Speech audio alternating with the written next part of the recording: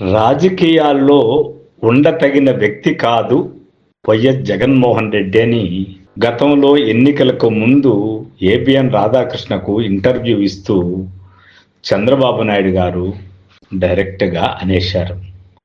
ఆయనే కాదు, ఆయన మీడియా, ఆయనకు సంబంధించినటువంటి నాయకులు, వాళ్ళ social media A to Z కూడా వైఎస్ జగన్మోహన్ రెడ్డి యొక్క ధోరణి చాలా ప్రమాదకరమైంది. ఇప్పుడే కాదు, రాబోయే రోజుల్లో కూడా ఆయన రాజకీయాల్లో ఉంటే ప్రమాదమే అన్నట్టుగా వీళ్ళందరూ బిహేవ్ చేశారు. ఆయన్ని అవమానించారు, కేసుల్లో ఇరికించారు, జైల్లో పెట్టారు. బహుశా మొదటి నుంచి కూడా ఆయనకి దుందుడుకు స్వభావం ఉందని ఒక ఆరోపణ ఎదుర్కొంటున్నాడు కాబట్టి బూచిని పెద్దది చేసి ఆయన ఇమేజ్ని దారుణంగా దెబ్బతీసేదానికి ఆయన వ్యతిరేకులు కూడా తీవ్రంగా ప్రయత్నించారు. అంతవరకు బాగానే ఉంది. కానీ అధికారంలోకి వచ్చిన తర్వాత చెల్లికి, తల్లికి, బంధువులకి, ముఖ్యంగా ఆ చిన్నాయన వివేకానందరెడ్డి హత్య విషయంలోనూ ఆయన ఎదుర్కొన్నటువంటి ఆరోపణ చూసిన తర్వాత ఇంతకుముందు ఆయన ప్రవర్తించినటువంటి విషయాలలో ఆయనకు సంబంధించిన వీళ్ళు విపరీతంగా పుకార్లు చేసిన సందర్భాలు అన్నీ కూడా నిజాలే అన్నట్టుగా సామాన్య జనాలు నమ్మేంత స్థాయిలో గ్లోబల్ ప్రచారాన్ని మొదలుపెట్టారు. ఈ క్రమంలో ఆయన ఏం చేశాడు? దెబ్బకు దెబ్బ తీయాలి, ఖచ్చితంగా నేను అధికారానికి రావాలి, వచ్చి తీరాలనుకొని ఆయన ఒక పథకాన్ని అనుకున్నాడు. ఆ పథకాన్ని ఇంప్లిమెంట్ చేసే క్రమంలో నవరత్నాలు అని ప్రకటించాడు. వాటిని ఒక భగవద్గీత లాగా, ఒక ఖురాన్ లాగా, ఒక బైబిల్ లాగా నేను అమలు చేస్తానని ప్రజలకు చెప్పాడు. వాళ్ళ నాన్నకున్నటువంటి ఇమేజ్లో కొద్దో గొప్ప ఈయన కూడా ఉంటుందని, ఈయన అలాగే చెప్పిన మాట ప్రకారం కట్టుబడి ఉంటాడని ప్రజలు కూడా నమ్మేటట్టుగా ఒకసారి కాకపోతే రెండో ప్రయత్నంలో ఆయన విజయవంతం అయ్యాడు. విజయవంతమైన వెంటనే ఆయన ఏమన్నాడు? ఇక మనము 30 ఏళ్ళు కూడా పరిపాలిస్తామనే ధీమాతో తాను ప్రకటించినటువంటి నవరత్నాల విషయంలో తూచా తప్పకుండా అమలు చేశాడు. అయితే దాని తర్వాత జరిగిన పరిణామాలలో మీడియా, అంటే ఈయనకి వ్యతిరేకమైన మీడియా చేసినటువంటి ఎత్తుగడలు, ప్రచారాలు, వీటన్నిటి నుంచి తట్టుకోవడానికి, నిలబడడానికి ఆయన కూడా కొన్ని పొరపాట్లు చేశాడు. వాళ్ళ నాయకులకు సంబంధించి కూడా అనేక రకాలుగా విమర్శలను ప్రోత్సహించే అవకాశం ఇచ్చాడు. సాక్షాత్తు అసెంబ్లీలో కూడా నాయకుల్ని, అంటే కూటమి నాయకుల్ని, ఈరోజు కూటమి, వీళ్ళందరినీ తిట్టేదానికి ప్రోత్సహించాడు. ఇంత గతంలో వాళ్ళు చేసినటువంటి పనులు మనం చేయకూడదు అనుకోకుండా ఈయన కూడా దాన్ని ప్రోత్సహించి అదే విధంగా ఒక రకమైనటువంటి అరాచక వాతావరణాన్ని సృష్టించాడనే చెప్పాలి. అయితే ఆయన ఒకటే నమ్మినాడు. నవరత్నాల ద్వారా ప్రజలకు నేను బటన్ నొక్కి అన్ని చెప్పిన ప్రకారం చేస్తున్నాను కాబట్టి ప్రజలు నన్ను ఎప్పుడూ నమ్ముతారు అనే గుడ్డి విశ్వాసమో అది గట్టి విశ్వాసమో మనకు తెలియదు, కానీ ఆ రూట్లో వెళ్ళాడు. ఇక్కడ ఆయన ప్రధానమైన విషయం ఏమంటే, ఒకవైపు ఆయనకు వ్యతిరేకమైన ప్రచారం జరుగుతున్నప్పటికీ కూడా దేనికి ఖండన చేయలేకపోయాడు. ఆయన చేసినటువంటి మంచి మేలులు, పనులు చెప్పలేకపోయాడు.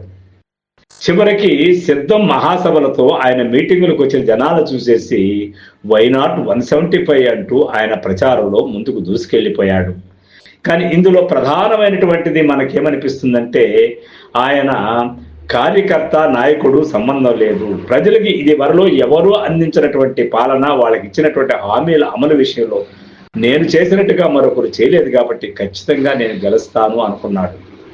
అయితే అందులో బటన్ నొక్కే కార్యక్రమంలో ఆర్థిక వ్యవహారాలన్నింటినీ చూసుకోవాలి కాబట్టి తన నాయకుల్ని, తన కార్యకర్తల్ని, తన చుట్టుపక్కల ఉండే వాళ్ళకి కనీసమైనటువంటి కాంట్రాక్టు, కనీసమైనటువంటి నిధులు చేరే అవకాశం లేకుండా కట్టడి చేశాడు.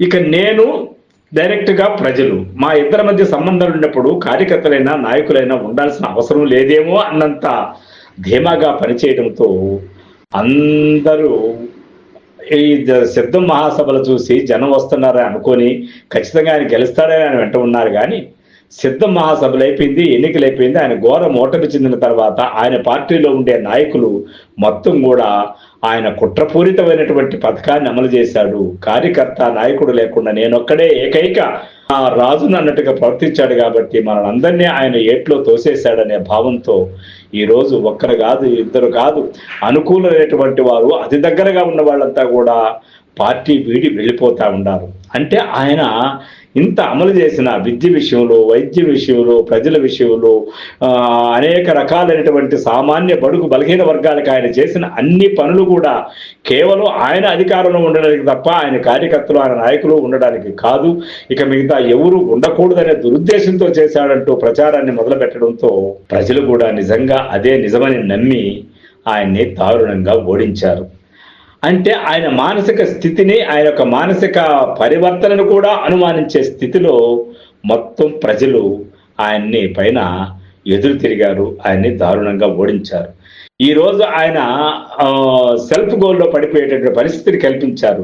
ఇప్పుడు ఆయన ఏమి చెప్పాలన్నా కనీసం సిద్ధం మహాసభలో మాట్లాడేటువంటి తెంపుగా మాట్లాడే పరిస్థితి కూడా లేకుండా మాట తడబడుతూ చెప్పదలుచుకుంది చెప్పలేక, ఆయన చేసిన పనులు చెప్పలేక, ప్రెస్ మీట్లో కూడా బలమైనటువంటి వాయిస్ను వినిపించలేక తడబడుతున్న విషయం చూస్తూ ఉంటే నిజంగా ఆయన్ని కూటమి నాయకులు కావచ్చు, వాళ్ళ మీడియా కావచ్చు, ఇంకా నమ్మేటటువంటి కొన్ని వర్గాలు కావచ్చు మానసికంగా దెబ్బతీశారని చెప్పవచ్చు.